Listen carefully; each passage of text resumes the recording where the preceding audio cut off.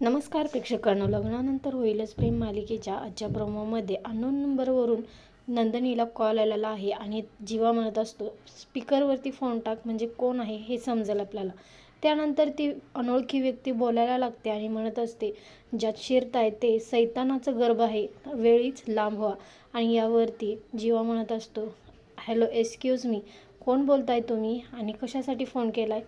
मी कोण बोलतो याच्यावरून तुम्हाला काय घेणं देणं? मी मास्टर आहे आणि आता हा मास्टर कोण आहे हे लवकरात लवकर जीवा आणि नंदिनी शोधून काढणार. नेमका हा मास्टर आहे तरी कोण? जीवा आणि नंदिनी यांच्या आयुष्यात पुन्हा एकदा नवीन वादळ सुरू होईल का? हा मास्टर माइंड म्हणजेच विजय तर नसेल ना? तर इकडे आपल्याला पाहायला मिळेल रम्याच्या कानाखाली जोराने बसली आहे, ती पण काव्याकडून. कारण काव्याला रम्याचं सत्य कळालं आहे आणि रम्याला ती म्हणत असते, ही चपराक त्या जुन्या काव्याकडून, जिला तू आत्तापर्यंत घोळात घेत होतीस आणि प्रत्येक गोष्ट तुझ्या मनासारखी करत होतीस. त्यानंतर रम्या इथे काव्याला म्हणत असते, हो मग ही जुनी काव्या इच्छा नसताना बाळाला जन्म देणार आहे आणि तू या जगात आणणार आहेस त्याला.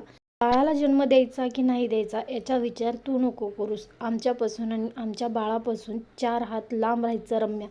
असं खणखणीत आणि सडेतोड उत्तर ऐकून पार्थला सुद्धा खूपच दिलासा मिळालेला आहे. तर पार्थ इथे आनंदी झालेला आहे, कारण काव्याने आमच्या बाळापासून आणि आमच्यापासून लांब राहायचं अशी ताकीद तिला दिलेली आहे आणि हे ऐकून पार्थला आनंद झालेला आहे. रम्या नेहमीच गालबोट लावण्याचा प्रयत्न करत असते पार्थ आणि काव्याच्या आनंदाला. अखेरीस रम्याचा चांगुलपणाचा मुखवटा उतरलेला आहे आणि काव्या बाळाला जन्म देण्यासाठी तयार झालेली आहे. तर तुम्हाला कसा वाटला एपिसोड कमेंटमध्ये नक्की सांगा. पाहिल्याबद्दल धन्यवाद.